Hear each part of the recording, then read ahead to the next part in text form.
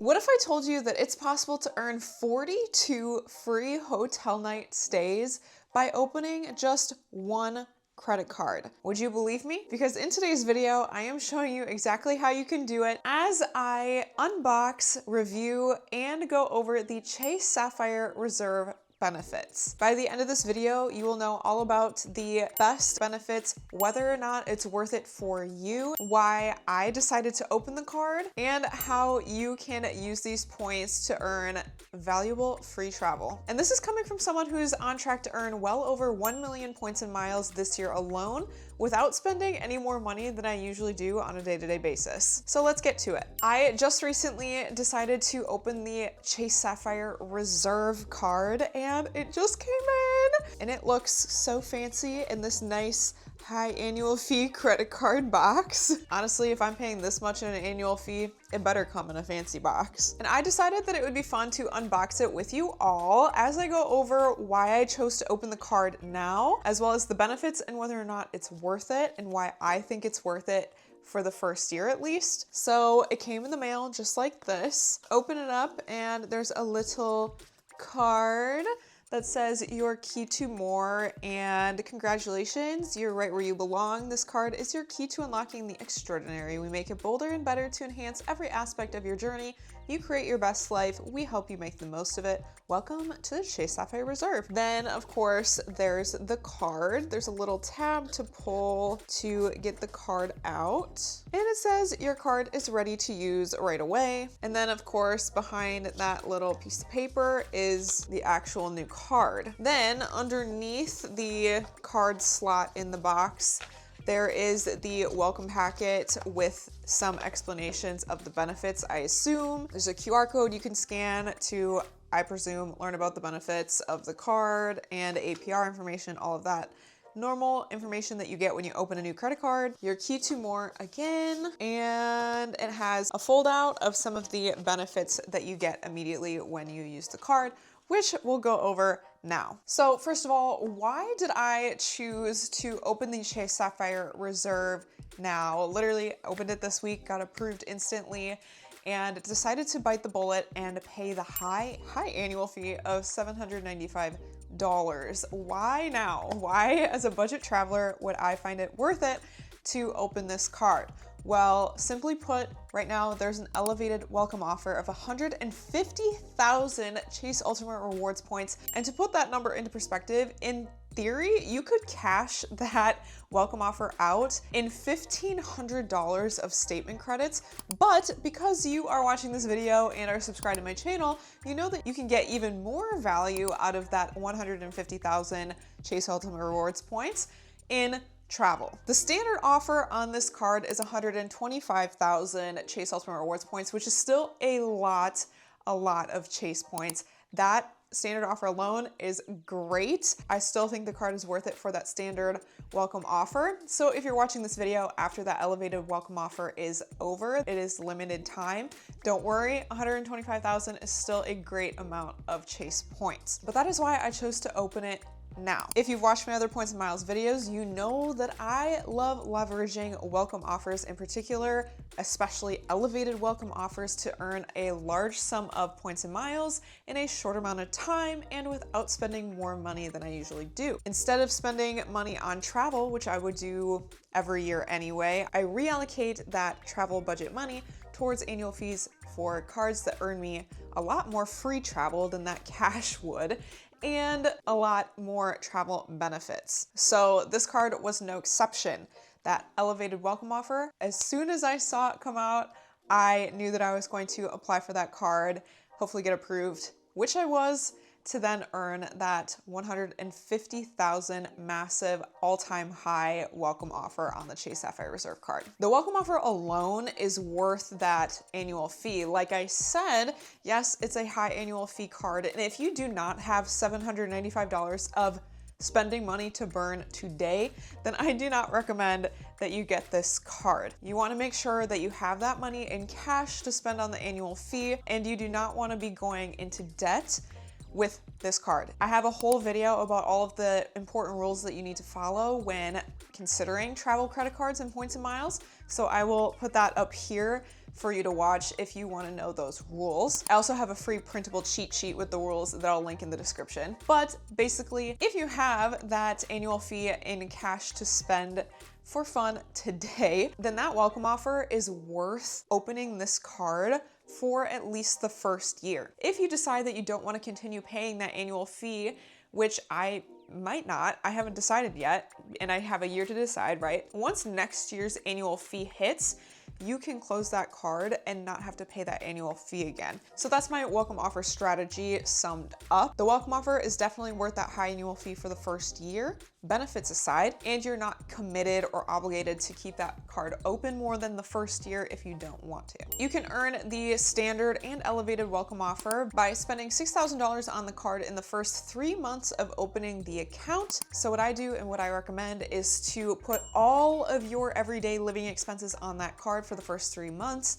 Groceries, gas, dining out, clothes, any other life expenses that come up. Put all of those expenses on the card to meet that $6,000 minimum spend. And or if you have large cash purchase coming up, this could be a great opportunity to earn some free travel back. So for example, if you need to buy braces for your kid, if you are buying a new couch, if you're buying a new phone or laptop or desktop computer, those are all large cash purchases. Again, you want to make sure that you're paying it off in cash. You do not want to go in debt, but those are all purchases that could help meet that $6,000 minimum spend so quickly.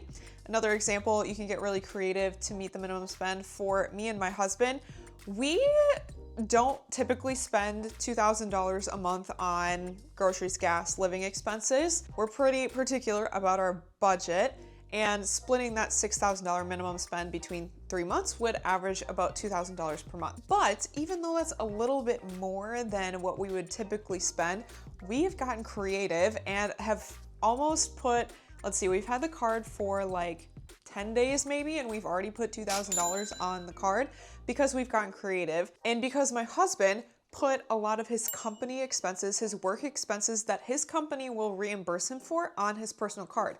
His company's fine with him using his personal card and turning in those receipts for reimbursements. It's just a little extra step for us to do on our end so that we get those points. My husband had to pick up a new $600 printer for his company. Well, $600, that's a huge expense that we could put on the card to easily help meet that minimum spend, and he's gonna get reimbursed for that printer from his company, and we get the points without having to spend any money out of our own pocket. Now let's go over the Chase Sapphire Reserve benefits, because they got a major refresh recently and have some amazing benefits that make not only the annual fee even more worthwhile, but also make your travel experience a lot better and a lot more luxurious. First of all, you get a $300 annual travel credit. This credit is automatically reimbursed when you put purchases on the card that code as travel. So not only is this like hotels and flights, but I know a lot of people have used it to pay for taxes and fees on points redemption flights. When you redeem points for a flight, most of the time you still have to pay taxes and fees in cash.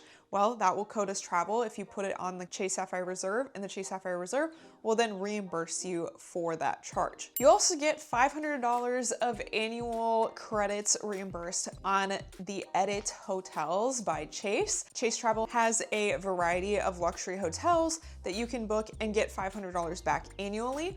That $500, you do want to make sure you know that it is split up throughout the year. So between January through June, you have $250 of credits to use for the Edit, and then from July through December, you have that second $250. This credit is a little bit harder to use in my opinion because the Edit hotels are typically very expensive. Like most of them are over $1,000 a night. Very luxurious bucket list experience hotels that I personally would not typically be paying cash for anyway. And that $250 credit is not going to completely cover that hotel stay. So it's a little bit harder for me personally to use this credit. If you're already staying at these luxurious properties, this is a great way to get $250 off. You also can stack this credit with the $300 annual travel credit if you time it correctly. The $300 travel credit is reimbursed automatically as soon as you have a travel expense purchased on the card. It starts deducting from that $300 credit. So you want to make sure that you're not charging any other travel purchases if you want to use that whole $300 credit for an edit stay. You could stack them, you just want to make sure that you time it correctly. And I have found that if you search hard enough, that sometimes you can find cheaper hotels in these select hotel programs where that $250 credit can cover at least most of it, but you have to search for those hotels. When you book a hotel from the edit with this card, you also get a few other complimentary benefits worth noting, such as a $100 property credit, which you could use for dining on site or at the spa, daily breakfast for two, and a free room upgrade upon availability. Next, another great credit is the $300 open table credit. This is similar to the Resi credit that you get with the Amex Platinum card, and it is also split up into two portions. So the first half of the year, you get a $150 credit. Second half of the year, you get another $150 credit for $300 total annually. And you can use these credits by dining out at one of the Chase selected open table restaurants. There is a select list of them, putting that restaurant purchase on the card, and it will be reimbursed for you. Next, you also get a 120 Dash Pass membership, which takes away the delivery fees on DoorDash orders and gives you reduced service fees. With that comes $300 DoorDash promo. This is similar to the Chase Sapphire Preferred card, but you get more promos than the Chase Sapphire Preferred.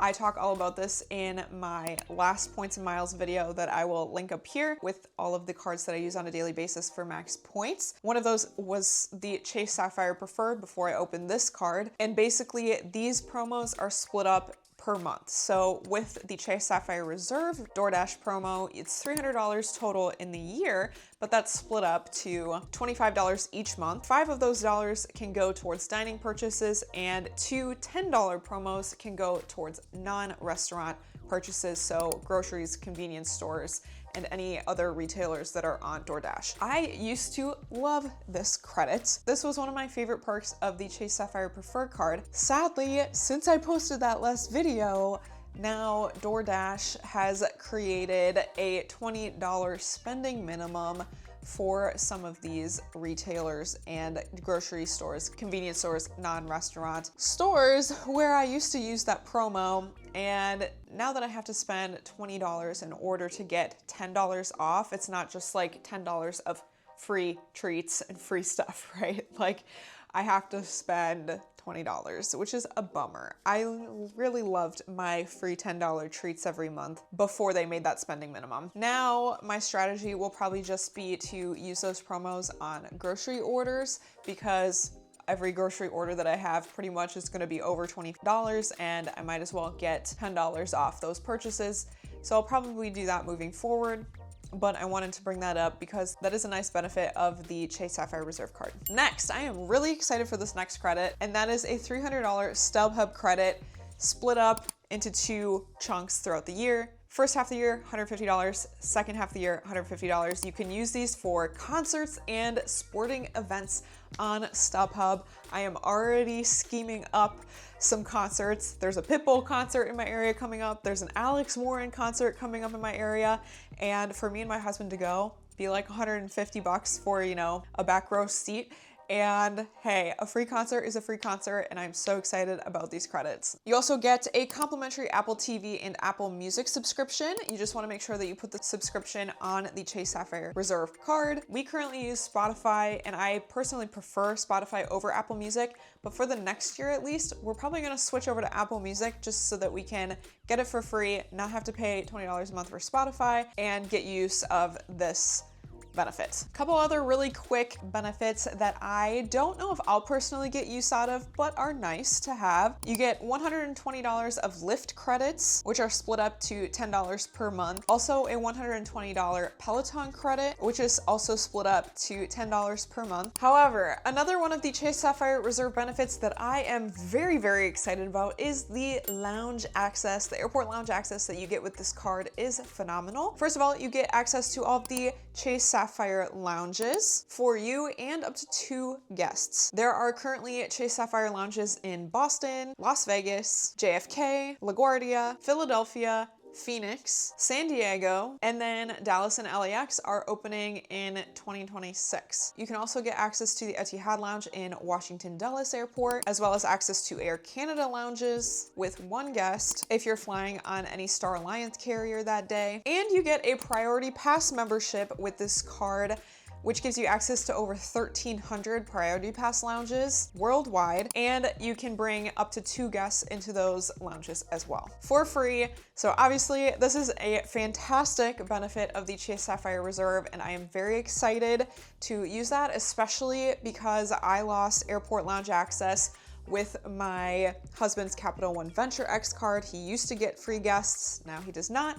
So now, because this card is in my name, I have lounge access again and can even bring him into the Chase Sapphire lounges because I have free guests, and then I can go into the priority passes with him as well, and with up to 2 people that we may be traveling with. Next, you can get a $120 credit for global entry, TSA PreCheck, or Nexus.